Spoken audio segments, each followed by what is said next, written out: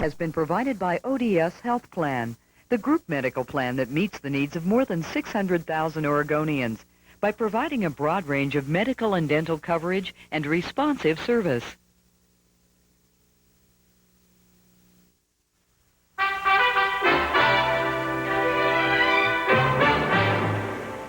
Good evening. I'm Roger Mudd in Washington. And I'm Jim Lehrer in New York. After our summary of the news this Thursday, we sample life along the flooded Mississippi River, as lived and reported by 6 newspaper editors and writers. Then Jeffrey Kay has a major documentary report on the search for the homosexual gene. Major funding for the MacNeil Lehrer NewsHour has been provided by PepsiCo.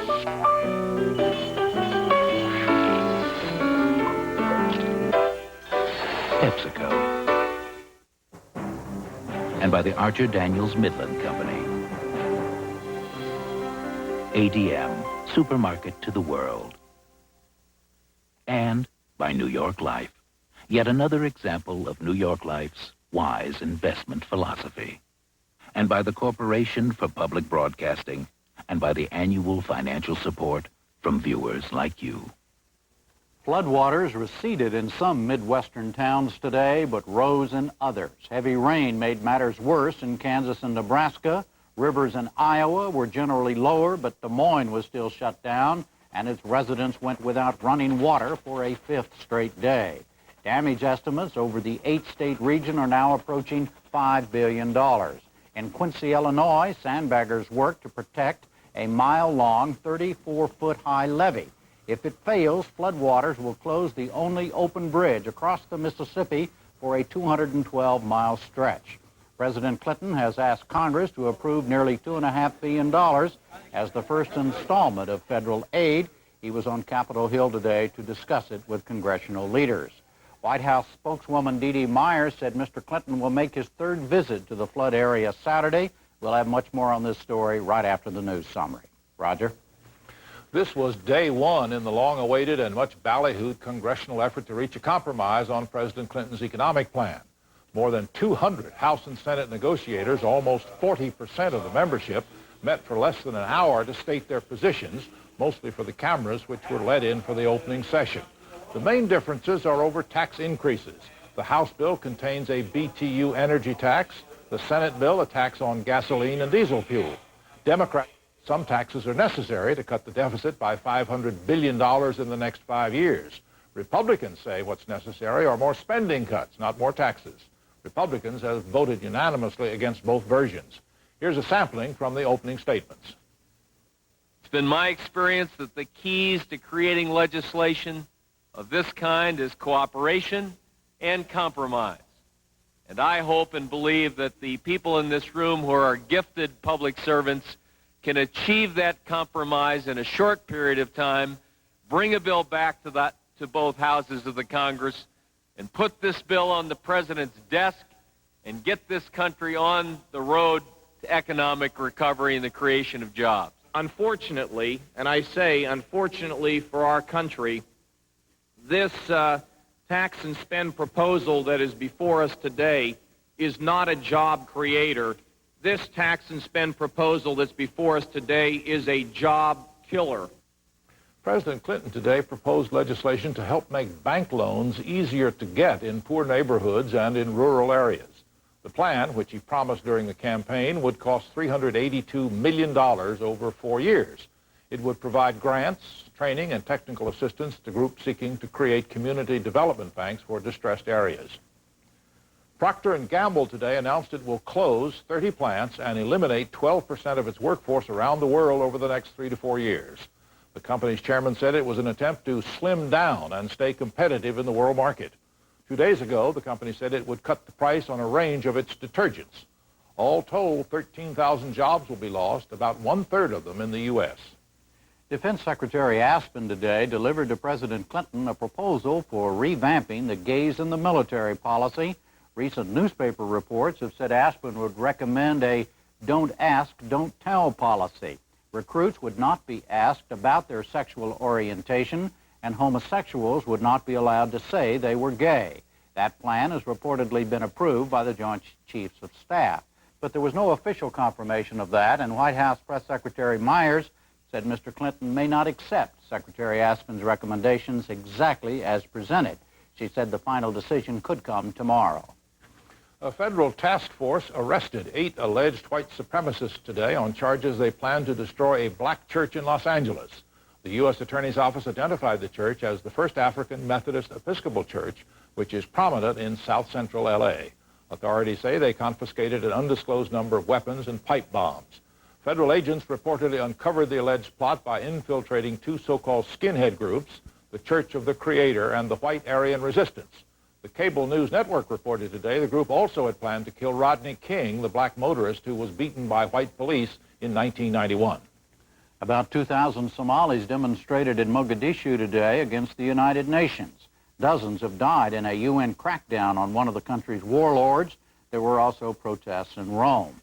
Italy has criticized the UN mission. The UN has requested the removal of an Italian UN general for failing to cooperate with his fellow commanders. Italy has so far refused.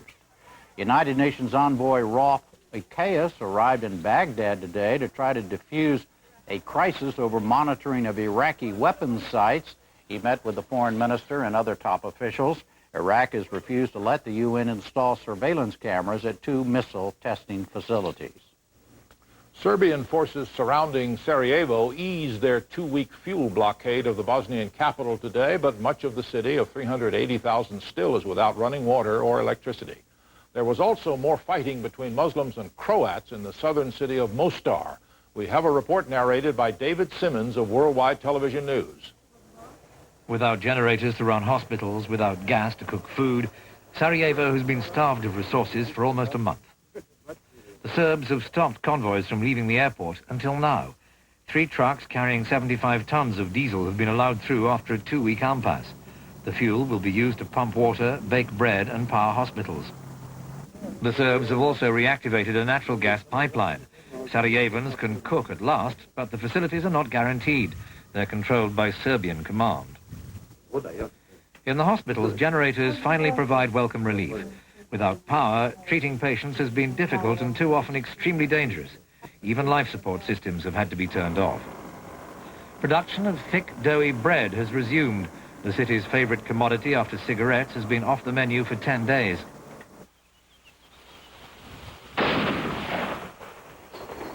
While the Bosnian Muslims are in Sarajevo being attacked by the Serbs, in Mostar they're under heavy fire from the Croats. It appears HBO forces are preparing for a major assault on the city. The U.S. announced today it will send 40 warplanes to Europe to protect the UN safe havens for Muslims in Bosnia. A Pentagon spokesman said the deployment would include 4 Special Forces AC-130 gunships, which were recently used in Somalia. The aircraft will be part of a force that will include the French, the British, and the Dutch.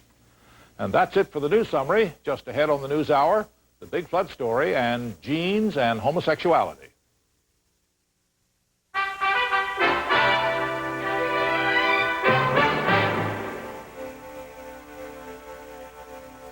Life along the flooded Mississippi and other Midwest rivers is our lead story tonight, and we get it from 6 newspaper editors and writers who are living and reporting it right now.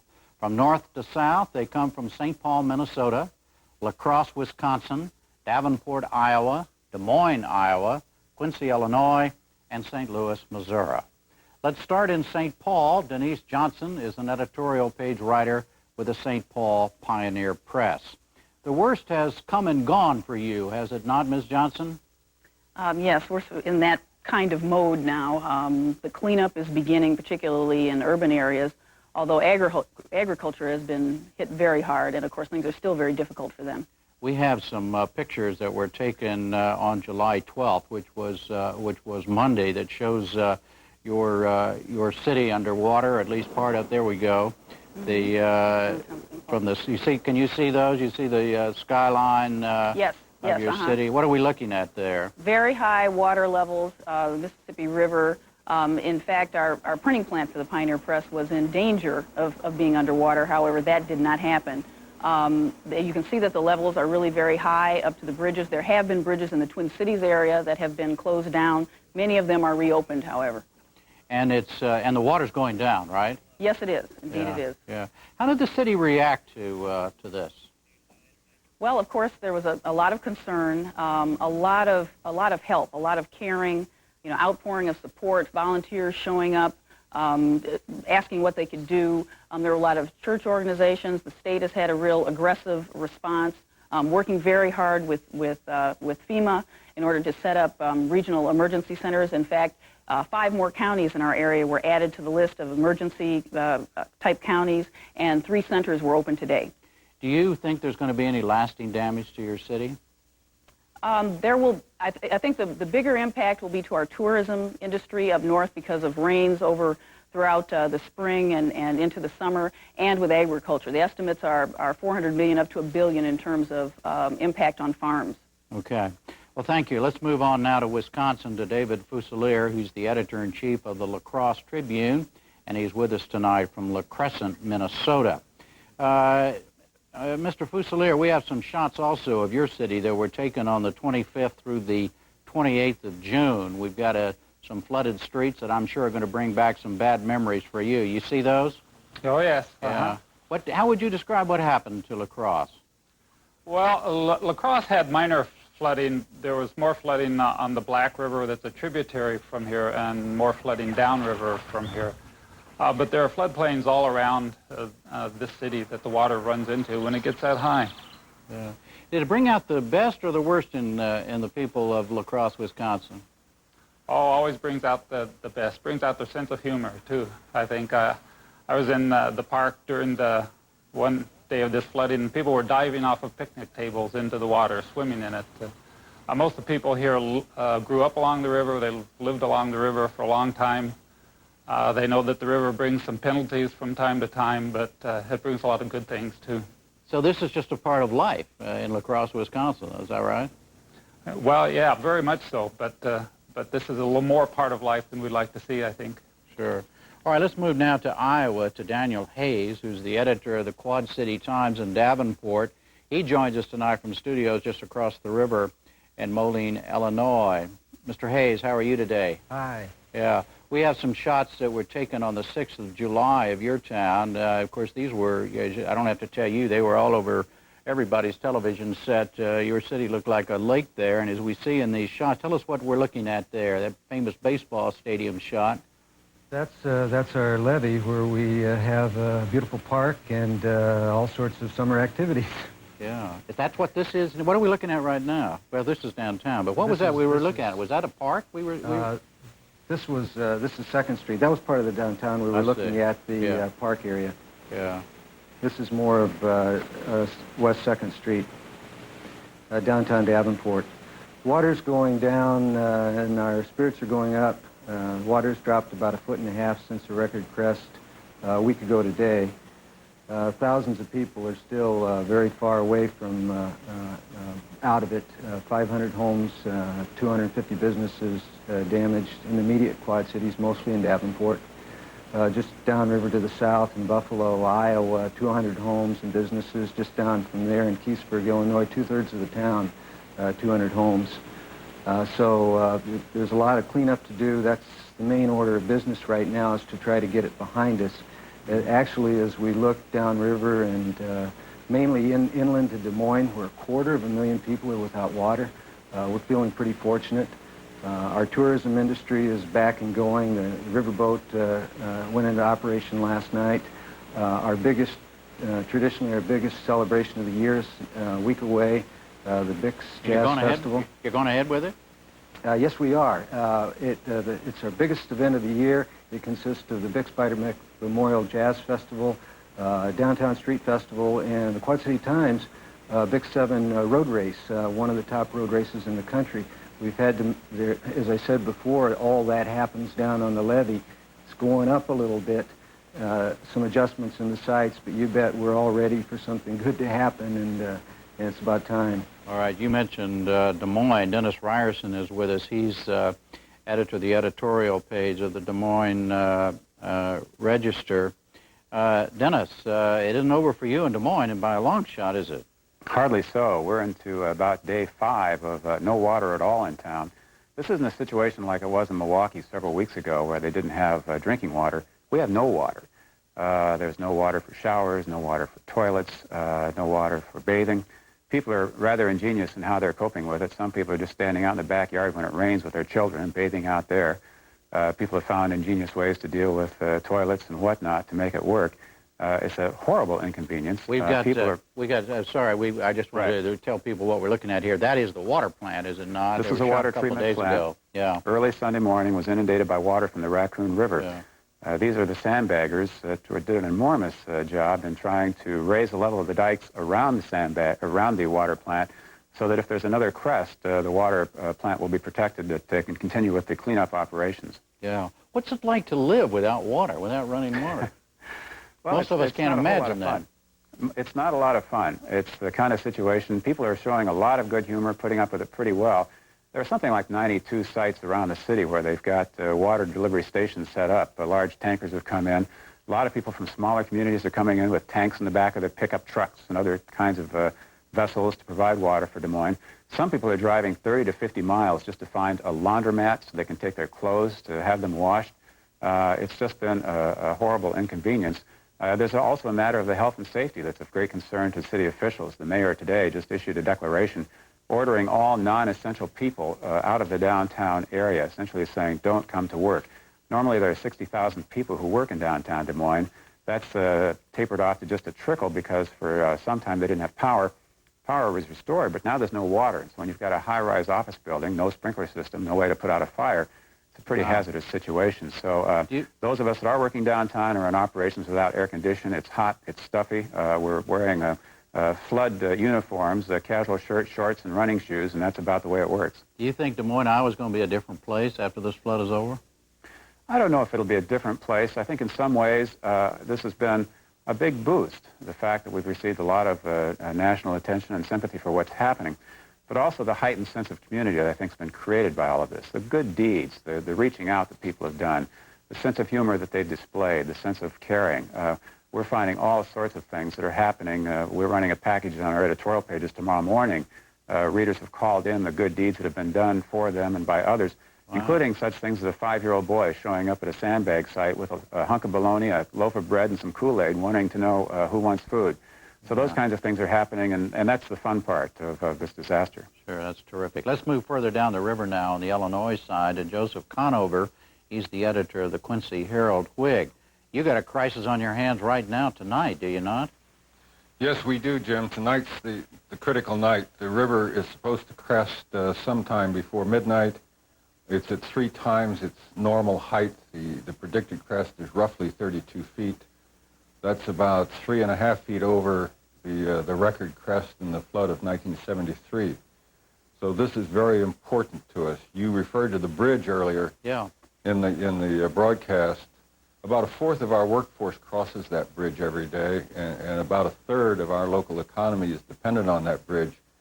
So the people at Knapheide Manufacturing, which is a truck body firm, and the people in Missouri, and whose livelihoods depend on this, and the city's livelihoods, we're working darn hard to keep that levee there on the Missouri side of the river and keep that bridge open. What are the odds tonight, do you think? Here we've got a picture of right outside of Quincy. Can you tell us what we're looking at there? Can you see that? I don't see your video, Jim. I'm sorry. Well, what we've got is a lot of water and a huge, what it looks like a grain elevator. There's the levee. I see the levee on the other side that, well, I'm not sure what I'm looking at. We're just seeing an awful lot of water. It just must be terrible. Well, that's, I see you now. You do? I see it now. Okay. That's just the river. Quincy is There's on the bridge. That's the bridge, right? That's the bridge itself. Okay. And the old bridge is to the right of the picture. That one is closed. The new bridge is the one that's open, and they're working to protect. And if that and what do you? I did just ask you what you think the odds are of making it. What do you think? I would hesitate. I would hesitate to say what the odds are. It's held so far. Yeah. I would like to think the odds are in our favor tonight. How are your people holding up? The people are holding up fine. The community, just like everywhere else up and down the river, the community outpouring here has been just tremendous.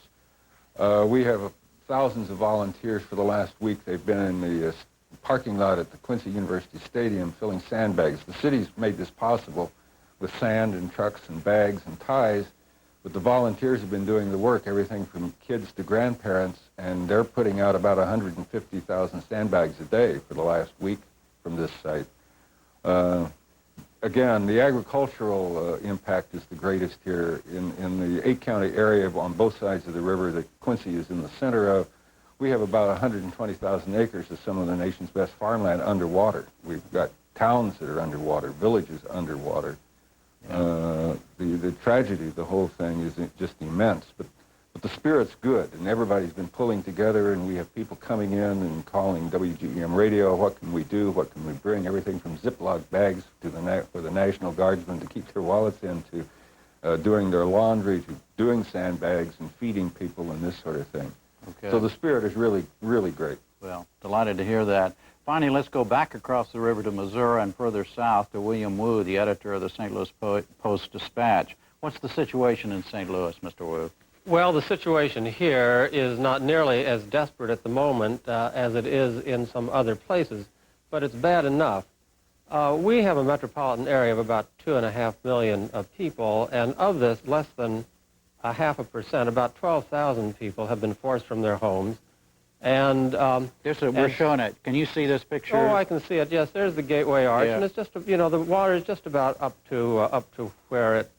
Yeah, this was 2 days ago. Yeah. Yeah. The river's going up to 45 feet on Monday. The crest has been pushed back, you know, day after day after day, and it may be pushed back after that. In terms of the total population, as I was saying, most people here are not even inconvenienced by the flood, but for 12,000 people or so in this area, which is quite a lot of men and women and kids, it is a bad thing, and they are coping as well as they can. But don't you have a terrific business impact as well, as far as because of the river traffic on the bridge that's not happening, right? Well, that's right. I mean the river. I mean the river traffic, not on the bridge, but on the river itself. Yeah, barge traffic. The river is shut down, and none of the barge traffic is going. This has been a boon to the trucking companies, and the railroads are running full bore and coming through St. Louis. And I can say that it hasn't affected the riverboat gambling trade either. I mean, as men and women a few miles up the river and a few miles down the river are desperately piling up sandbags, in these gambling boats, some of them connected to shore with a 200-foot gangplank. You know, there are these Babylonian scenes of people gambling away, and while outside the flood goes on and rages. Yeah. Well, look now to all six of you, beginning with you, Mr. Fusilier in La Crosse. You know, massive federal help is coming. The president has asked for $2.5 billion.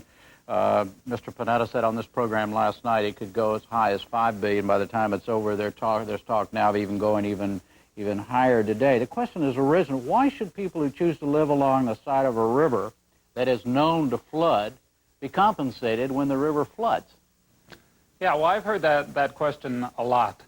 Damage in Wisconsin, I think, is about $300 million. We certainly appreciate all that federal money you want to send our way. But in fact, this is a fairly conservative area. And I've heard it talked a lot about here that if someone chooses, in fact, to live along the river, that the Mississippi River floods is not news to anybody. It's been flooding since long before any of us were here. And when people make those choices, I was talking to one guy the other day who said that I live on top of a bluff, and I get about twice as much snow as a result of that. Should I get federal aid because I choose to live on a bluff? So aid to flood victims here is not completely without its opponents. How do you feel about that in St. Paul, Ms. Johnson? Well, much of the damage here has centered around the agricultural industry, and I think for people who are concerned about whether or not the aid should be forthcoming, this is where food is coming from. It's where it's provided, and I think we have a responsibility to make sure that we bail people out who are in the agricultural industry. Yeah, but that's different, you're saying, than living in a house that's right by a river and have it flooded out. Is that what you mean? Yes, that is different, but I think that's the majority of the damage that we have suffered here. There have been some people who have had their homes flooded, but not nearly as devastating as for farmers. Now, Mr. Hayes, Davenport does not have a flood wall, is that right? That's correct. Now, do you all feel badly now that you don't have a flood wall, and is that just the price you pay for beauty, or what's the deal? Explain the local. Is that it? That's going to be the big debate around here. It happened after 1965 flood, the big one that we've now eclipsed, and it came before the city council 3 major times, and every time it got voted down because the feeling that we are the river and we block off one of our major assets, the view of the river, is equally devastating. I think it's important to keep the historical perspective.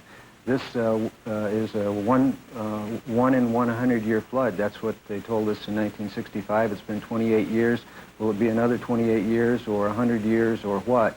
A lot of people are asking that question now. The mayor, who pretty much was around the clock with this thing, and is now saying he wants to see a flood wall. So that's going to be a big item for us. Yeah. In Des Moines, Mr. Ryerson, how's this flood viewed? Is it just the price of living in Des Moines, Iowa, or is it like a hurricane? The gods don't like Des Moines, or what? Well, a few people are saying that we're getting some sort of just revenge for our terrible ways. I think that we're looking at this as a horrible disaster that is more like a hurricane than something that happens regularly. This is looked at as a 1 in 500-year flood. A lot of businesses, a lot of homes were located in areas that aren't regularly flooded. They weren't expecting this. And I think that's where the question of federal disaster aid really comes to play. Nobody's going to be made whole by all of this. And I think what's going to happen, it'll make the difference between a lot of businesses from surviving or going out of business. And I think potentially the economic impact of not doing something is much greater than of spending the money to help these people survive. We've had reports every night, the last several nights. We had a report from your city last night, Des Moines, and a woman was saying her house is underwater, and she said, hey, look, I've been paying federal taxes all my life. It's my turn now. Is that generally the view of the folks in Des Moines? I think so. Iowans are fairly tight with their pocketbooks, as are everybody. But I think people here, no matter what political party you're part of, they're thinking there are some basic things that we expect government to do. One of those things is to provide help when we have a truly significant disaster, and that's what this really is. Mr. Conover, what's the view in Quincy? I mean, Quincy, you all have made the clean decision to live on the Mississippi River. Is what's happening to you now part of the bargain? Well, this question has come up, and it struck me as sort of a silly question. I think the question of whether you help people who live in the floodplain was answered when they built the first dam and they built the first levee. And if you work by that same logic, I guess we would resist helping people in Florida because they live where there are hurricanes, or people who live in California because they choose to live in a state that has earthquakes.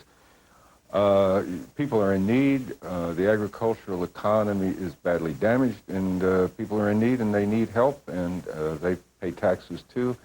And it's just something we need to do. We need to help them out. Quincy, for example, in the midst of all of its woes, managed to send several tank trucks of drinking water up to Des Moines here this week. So we help each other out, and I think there's perhaps a governmental responsibility too. Mr. Wu, what's your view of this? Well, I think we ought to separate the issue of flood insurance from the issue of flood relief.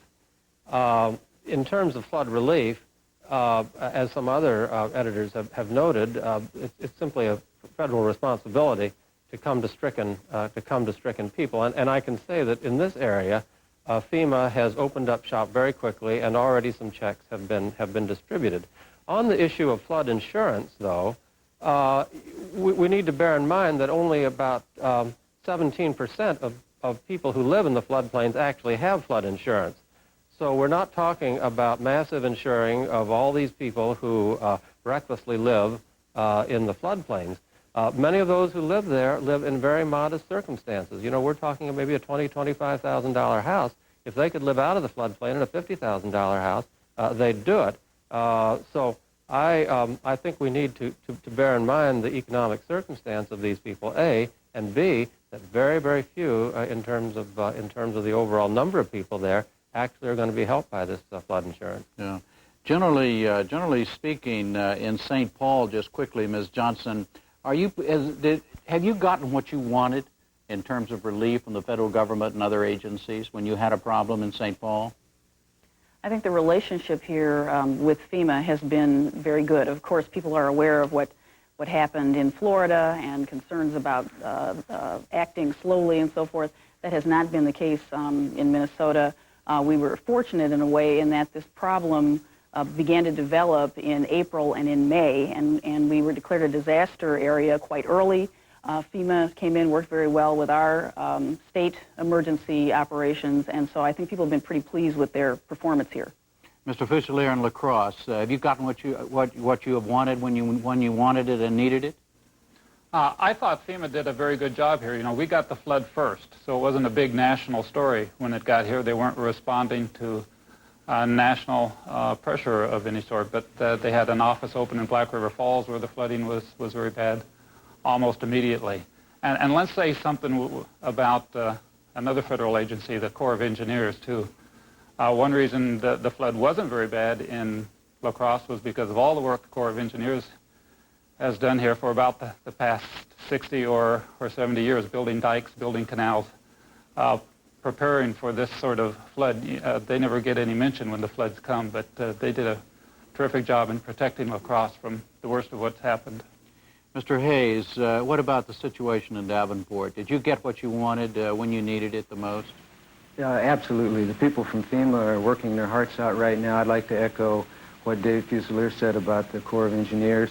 National Guard was all over everything and protected our water supply right away. Everyone has just been wonderful. Is there anything you don't have that now that you need? Less water. Less water, right? Okay, I can't do you any good there. Mr. Ryerson, you also want less water. What else do you need in Des Moines? You still got critical needs. You got enough water, but you got the wrong kind, right? We can't drink it or do much else. Yeah. We need patience, and I guess also I think people need to understand the whole city is not underwater. A lot of things are functioning very well, and as soon as we get this water thing licked, we'll be in pretty good shape. But it's going to take probably until Monday now before we get any water at all out of the tap, and probably 30 days or so after that before we get drinking water. So we've got a long siege here. For the next couple of days, it's going to be really inconvenient, and then after that, it'll be more of a minor inconvenience, buying tap water or buying drinking water or going to one of the locations and picking up drinking water that's provided free. Generally speaking, Mr. Ryerson, are the people of Des Moines pleased with with the response that they have received from outside Des Moines to their plight? So far, I think that's true. Of course, we'll know more in a week or so after we get through this. We're still cleaning up and dealing with it. But the federal officials have done very well. They came in very quickly, providing purification plants, water purification plants for hospitals. The local, state, and federal officials, I think, have done a very, very good job responding very quickly and honestly and candidly with our people.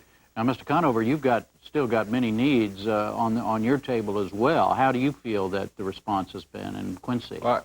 At this point, it's a little early to tell. FEMA has opened an office in the middle school here in Quincy, and it has an office down in Hannibal, Missouri, which is 17 miles to the south of us. They've responded quickly. So far as I know, this activity is working properly, and of course, the American Red Cross is very active here, as is the Salvation Army, and we've had volunteers from all over the Midwest come in to help us out. At the moment, we just need a lot of prayer, I think, to get through tonight, perhaps. Yeah. Mr. Wu, and things have gone so far, gone well in St. Louis so far in terms of what you wanted and needed? Well, we're not really quite sure, I think, what it is we're going to need, because the crest, the main crest of the flood isn't due here till Wednesday. We are right just about on the confluence of the Missouri and the Mississippi rivers. There is rain in Kansas and Nebraska today. I came through a rainstorm here to get to the studio. So I don't think we're quite certain as to the magnitude of what's going to happen. I thought Dennis Ryerson used just the right word when he said siege. The Corps and others are saying here that the river is going to be above flood stage well until the middle of August. We're talking about a long time without people getting back into their homes. We're talking about a long time with kids worried about being separated from their pets, let's say, or from their toys.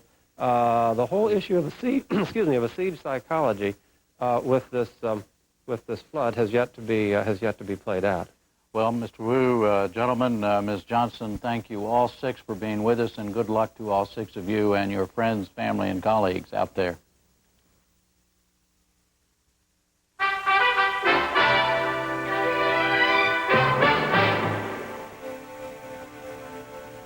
Next, the possible biological underpinnings of homosexuality.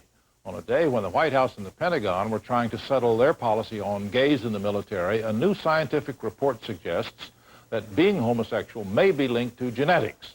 The study, the latest in a succession of studies on sexual orientation, appears in tomorrow's issue of Science magazine and claims that homosexuality in some men appears to be partly inherited. Correspondent Jeffrey Kay of station KCET Los Angeles reports on the study and its potential political impact. I think I was gay from birth. Like many gay men, Eric Stoltz believes his homosexuality is innate. I have no romantic or erotic interest in women, any more so than in a baboon. It's like a different species. It just goes against my nature. His younger brother, Evan, is also gay. It's not a choice of a lifestyle. It's not a conscious choice. It's sort of following of a natural path. The Stoltz brothers and their family were subjects in a groundbreaking study at the National Institutes of Health, the NIH. Hi, Eric. Oh, hi. Good to see you again. Thanks. The report, published by the journal Science, offers the strongest evidence to date that male homosexuality may be a hereditary trait. What we found, in a nutshell, is a direct linkage between a genetic locus on the X chromosome and sexual orientation in men. And this is the first real physical, direct evidence that people's sexuality is at least influenced by their genetic inheritance. This type of research clearly shows that developing as a gay or lesbian is just as natural as is developing as a heterosexual man or woman. Molecular biologist Dean Hamer and his NIH colleagues are not claiming to have found a gay gene, but they do believe they're closing in on a DNA fragment that controls some aspect of sexual orientation in gay men. How many children do you have? Three sons. By examining families like the Stoltzes, Hamer found many more homosexual relatives than would have been expected by chance. Of the 114 gay white men he studied, 13.5% had gay brothers, a finding consistent with earlier surveys, versus an estimated 2 to 4% of homosexuals in the general population. But Hamer also found something new. When we looked at the families of gay men, we found that there were increased rates of being gay in their maternal uncles, but not paternal uncles. In addition, Hamer found unexpectedly high numbers of gay cousins on the mother's side. So he narrowed his search to the X chromosome, which men inherit from their mothers. Then he began analyzing the X chromosomes of gay brothers to see if they shared any unusual genetic material. Hamer isolated a region on the tip of the X chromosome that contains several hundred genes. He says at least one of them influences sexual orientation. The way that this type of study works is that we select out pairs of brothers who share a homosexual orientation, and then we look for regions of identity on the chromosome, and we were able to find such a region. We can't say that that locus affects sexual orientation per se. That is, we can't say that it somehow wires a person's brain so that they're attracted to a man or attracted to women, but somehow, ultimately, it must affect their sexual orientation. In Seattle, the men's chorus turns a Cole Porter into a